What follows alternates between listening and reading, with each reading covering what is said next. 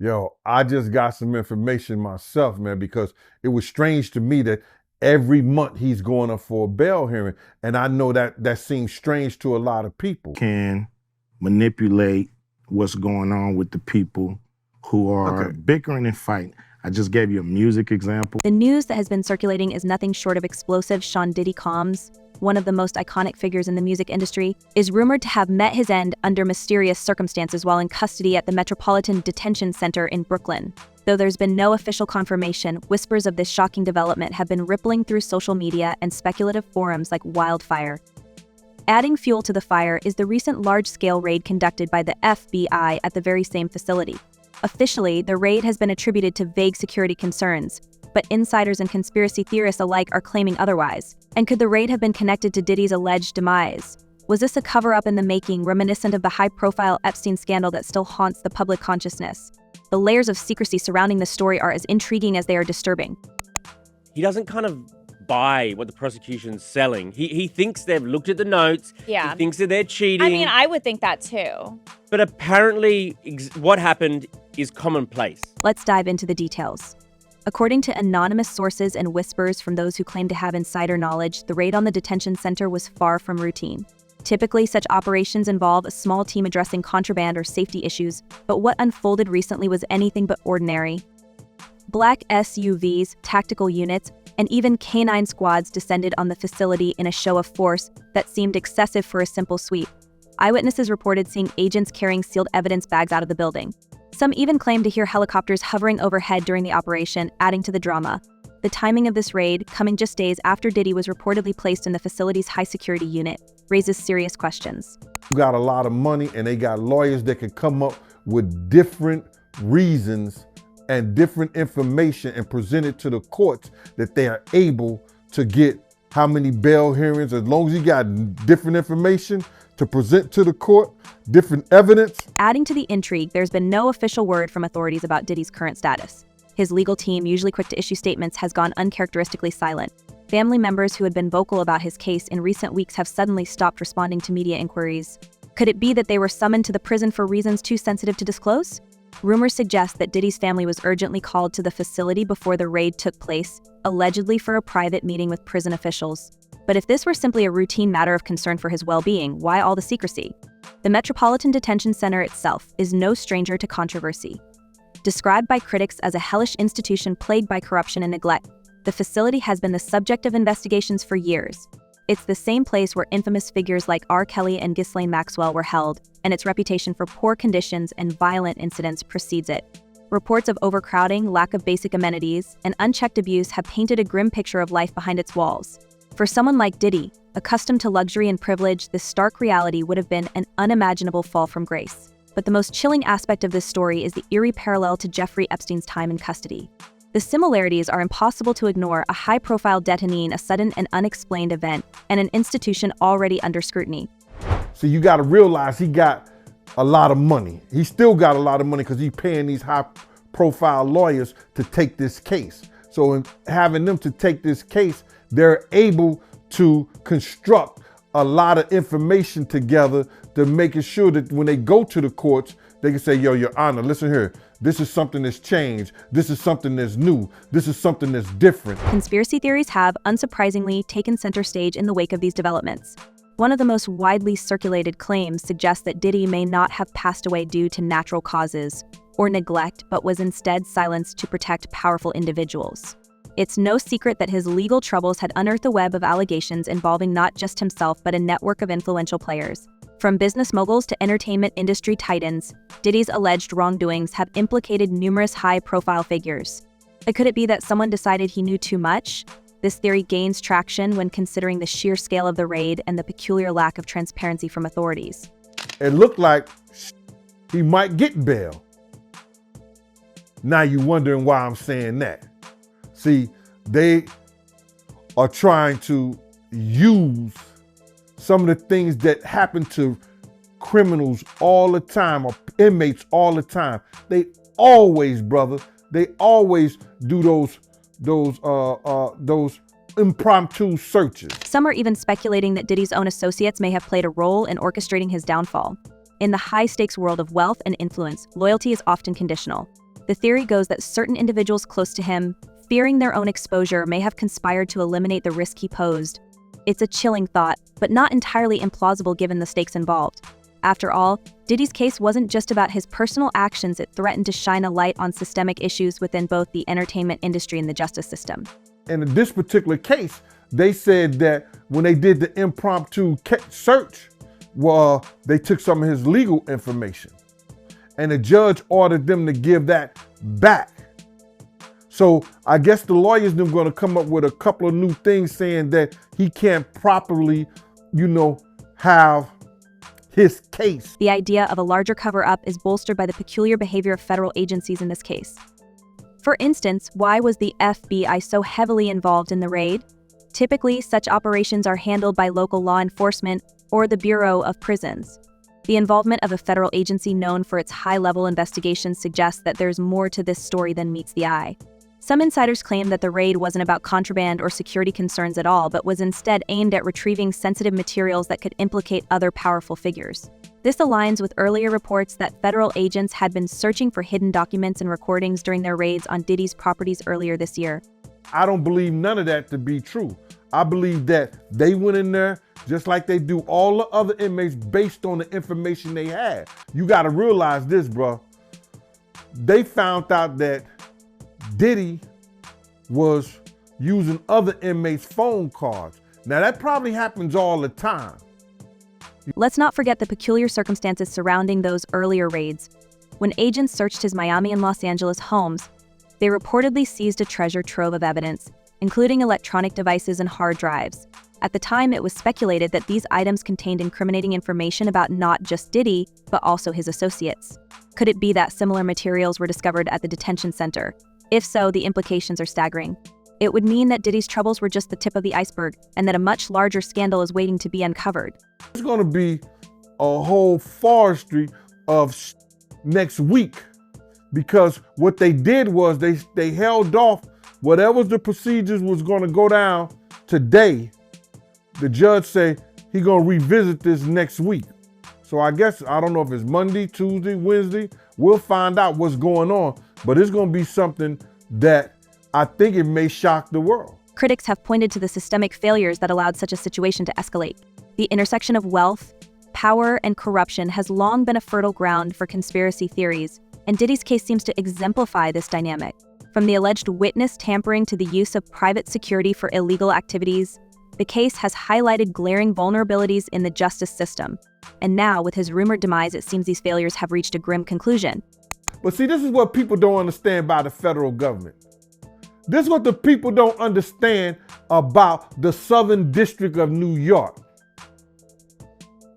When they come and get you, when they decide to lock you up, they already won their case. Of course, not everyone is convinced by these theories. Skeptics argue that the lack of concrete evidence makes it difficult to draw definitive conclusions. Could it be that the raid was simply a coincidence, unrelated to Diddy's case? Or that his alleged passing is merely a rumor, amplified by the internet's insatiable appetite for scandal? These are valid points, but they do little to quell the growing unease surrounding this story. After all, the absence of answers often raises more questions. Diddy is a multi-millionaire. He's a multi-millionaire. If he wins this case against them, look at all the business that he lost. Look what they made him look like in the public eye. He could bankrupt. he could bankrupt the government. What's particularly striking is the public's reaction to these developments.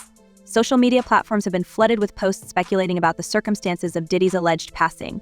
Hashtags like Diddy Conspiracy and Justice for Diddy have trended, with users sharing their own theories and demanding transparency from authorities. The case has also reignited discussions about the broader issues of accountability and privilege. How could someone as influential as Diddy find himself in such a dire situation? And what does this say about the systems that are supposed to ensure justice? The parallels to the Epstein case have only intensified these discussions. Like Epstein, Diddy was a man of immense wealth and connections, accused of heinous acts that implicated others in positions of power. And like Epstein, his time in custody has been shrouded in mystery and controversy. The mere mention of Epstein's name evokes a sense of unfinished business, a lingering suspicion that justice was never truly served. If Diddy's case ends in a similar fashion, it's likely to fuel even more distrust in the justice system. Is that if there's one little boy underage, if there's one person that's been victimized by the hands of him or anybody else, justice is supposed to do what justice is supposed to do. As we wait for more information to emerge, one thing is clear: this story is far from over. Whether it's through official statements, insider leaks, or further investigative reporting, the truth will eventually come to light. But until then, the questions remain: what really happened to Sean Diddy Combs? Was his alleged demise the result of systemic failures, foul play, or something even more sinister? And perhaps most importantly, who stands to benefit from keeping the truth hidden? This is where the narrative takes an even darker turn. Beyond the immediate questions of what happened and why lies a deeper, more unsettling reality. Diddy's case has exposed cracks in the very foundations of the systems we rely on, from the justice system to the media. It has shown how wealth and influence can both protect and destroy, often in the same breath. And it has forced us to confront uncomfortable truths about accountability and power. What prosecutors were arguing is not only does your client pose a flight risk, because obviously he's incredibly wealthy, has access to planes and a lot of staff, even though you said he turned over his passport to you months ago, they were also worried about him being able to interfere with witnesses and calling them. But this is just the beginning. As the story unfolds, it's likely to reveal even more about the hidden forces at play. From the mysterious circumstances of the FBI raid to the broader implications of Diddy's legal troubles, there's much more to uncover. And as we move into the next chapter of this saga, the questions only grow more urgent. What secrets are waiting to be revealed? Who will be implicated next? And how will this story ultimately end? So I think the most important thing, even more important than the passport, is that Mr. Combs came to New York on September 5th. As soon as we realized that this indictment was going to be coming down in a matter of weeks, maybe months, but sometime soon, Mr. Combs got on a plane, left his home in Florida, flew to New York. I called the prosecutors myself. I said, Mr. Combs is in New York. Do you want to know where he is? The more you dig into Diddy's story, the stranger it gets. This isn't just about one man's alleged crimes or even his rumored demise. It's about a legacy of power, secrecy, and influence that stretches far beyond the world of music. For years, Diddy's name has been synonymous with success, luxury, and larger-than-life parties. But just beneath the surface has always been a murmur of something darker. Some say he was untouchable, protected by forces greater than we can imagine. Others believe his fall from grace was inevitable, the result of years of unchecked ambition and hubris. And then there are those who think his current troubles are just the tip of the iceberg, a small glimpse into a much larger, much more powerful network pulling the strings behind the scenes. Diddy's arrest and the subsequent chaos that followed have reignited long-standing theories about his connections to secret societies and powerful elites. Let's not forget that for years, rumors have swirled about Diddy's involvement with the so-called Illuminati. The whispers started as early as the 2000s, when fans began noticing recurring symbols in his music videos and public appearances. The triangle hand gesture he often made, the pyramid motifs in his stage designs, some people saw these as subtle nods to a secret society, said to control everything from entertainment to global politics. And Diddy wasn't shy about leaning into the mystery.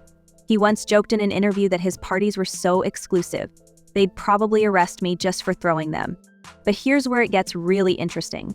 After his arrest in September, several high-profile figures spoke out, some distancing themselves from him, others remaining oddly silent. Ice Cube, for example, made it clear that he had never been to a Diddy party and didn't want to be associated with whatever was going on. Meanwhile, conspiracy theorist circles pointed out that Diddy's troubles seemed eerily similar to the downfall of other powerful figures who were rumored to be part of this so-called secret society. Could it be that Diddy became a liability, someone who knew too much and had to be taken down? Or is it just a coincidence that so many of his former allies have suddenly gone quiet? So my defense is very well established. I interviewed myself the different men who were being brought sort of into Mr. Combs and this person's intimate situation. I've flown around the country. I've interviewed a large number of them. There's not the slightest inkling, according to the interviews that I've done, of anything that's coercive, non-consensual. Even Joe Rogan and Andrew Schulz recently waded into the discussion during an episode of Rogan's podcast. Schulz speculated that the raids on Diddy's properties and the detention center weren't just about the charges against him, but could have been an effort to recover incriminating evidence involving other powerful individuals. They weren't just looking for stuff on Diddy, Schulz said. They were looking to protect themselves. Rogan agreed, musing that Diddy's infamous parties were known to attract celebrities, politicians, and business moguls, people who would have a lot to lose if certain tapes or documents ever saw the light of day. Wait a minute. Say that again. Say that again. Back up. You're saying that there's tapes and they're being shopped? Yes, there have been people already shopping. We've heard about the tapes, but yes. The shopping thing is yes, there already have been tapes leaking around Hollywood, being shopped around to individuals in Hollywood. But one particular person contacted me to shop a particular video they were in possession of. And it's not just speculation. Court documents and insider leaks have hinted at the existence of recordings from Diddy's homes and events that could implicate multiple high-profile individuals. One former associate, Rodney Lil Rod Jones, claimed in a lawsuit that Diddy had hundreds of cameras hidden throughout his properties, capturing footage of everything that went on. Jones alleged that these recordings were used for leverage, either to keep people in line or to ensure their silence. If these tapes exist, it's no wonder federal agents were so thorough in their searches. The question is, what did they find, and why hasn't any of it been made public? Some believe the answer lies in Diddy's alleged connections to federal agencies. This theory gained traction after Ye, in his typically unfiltered style, accused Diddy of being a government informant. During an interview on the Drink Champs podcast, Ye claimed that Diddy had made deals with authorities to avoid consequences for his actions. "You're a Fed," Ye said bluntly, suggesting that Diddy's cooperation with law enforcement had allowed him to stay out of trouble for years. At the time, people dismissed West's comments as yet another one of his outlandish rants. But now, with everything that's come to light, those accusations don't seem so far-fetched. I mean, that fact in of itself is a big deal, because when you're talking about going back in time and talking about these allegations from other alleged victims, you know, there's not a lot of police reports, but you guys actually have one. And is that going to be revealed? Are we going to be able to see it? Yes, as soon as I file my lawsuit in civil court, I will be attaching the... Candace Owens, the controversial political commentator, recently brought this theory back into the spotlight. After CNN released surveillance footage of Diddy allegedly assaulting his ex-girlfriend, Cassie Ventura, in a hotel hallway, Owens tweeted, "He's not in jail because he's a FED asset. You tried to tell everyone." The video, which shows a man identified as Diddy kicking and dragging Cassie, has sparked outrage and renewed calls for accountability. But it also raises questions about why it took so long for this evidence to surface. If Diddy really was working with federal agencies, could they have been protecting him all this time? Adding to the mystery is the role of Diddy's infamous parties in all of this. His so-called freak-offs have become the stuff of legend, described by attendees as lavish, hedonistic affairs that often spiraled into chaos. These events weren't just about having a good time, they were carefully curated spectacles designed to dazzle and disarm. Guests reportedly included everyone from Hollywood A-listers to Wall Street executives, all lured in by the promise of exclusivity and excess. But what went on behind closed doors has become the subject of intense scrutiny. Some former attendees have come forward with allegations of misconduct, while others have tried to distance themselves entirely. Still pretty early in the proceedings. I think it's only been about a month or a month and a half since he's been arraigned and held in detention. And so the investigations are always going to be a continuous and ongoing process. I'm sure at this point there's been an exchange of discovery. And not only that, but I think there's been a gag order placed on the attorneys with information that they can and cannot share. But more importantly, Attorney Tony Busby, who represents over 120 of Diddy's alleged victims, has even gone so far as to send demand letters to celebrities who attended these parties, urging them to settle out of court or face lawsuits. "If you were there and knew what was happening, you're just as guilty," Busby said in a recent interview. His comments have sent shockwaves through Hollywood, with some stars reportedly scrubbing their social media accounts to erase any evidence of their connection to Diddy. The idea that simply being present at one of these events could implicate someone has only added to the paranoia. And then there's the Illuminati connection. For years, conspiracy theorists have claimed that Diddy's parties were more than just wild gatherings, they were initiation rituals for a secret society that thrives on control and manipulation. These theories often point to the recurring symbols in his events, like the pyramid motifs and the all-seeing eye. While it's easy to dismiss these claims as the product of overactive imaginations, they do raise an interesting question. How did Diddy manage to maintain his empire for so long despite the allegations against him? Was it just his charisma and business acumen? Or was there something or someone protecting him? Everybody familiar with the old Houdini? So what Diddy's lawyers are trying to do is pull a Houdini. They're trying to say that the evidence that they have is different. Well, it's not different. The video that the entire world has seen is not going to go away. The fact that he had parties that were freak-offs is not going away. So it's just a question of whether or not Diddy is Even if you don't buy into the Illuminati angle, it's hard to ignore the systemic issues that Diddy's case has brought to light. His alleged actions didn't happen in a vacuum. They were enabled by a culture that prioritizes profit and power over accountability. From the entertainment industry to the justice system, there's a long history of turning a blind eye to wrongdoing when it benefits those at the top. Diddy's story is a glaring example of how wealth and influence can shield someone from consequences until they can't. As the investigation continues, the stakes couldn't be higher.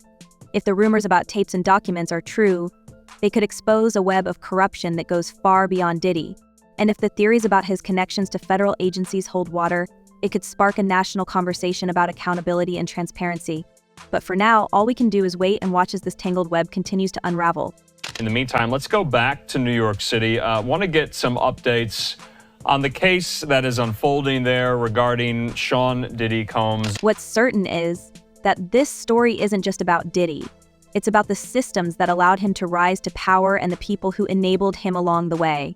It's about the intersection of wealth, privilege, and secrecy and what happens when that delicate balance is disrupted. And it's about the public's growing demand for answers in a world where the truth is often buried under layers of influence and control. And where does this leave us? Are we on the brink of uncovering one of the biggest scandals in recent history? Or is this just another chapter in the long, messy saga of celebrity culture?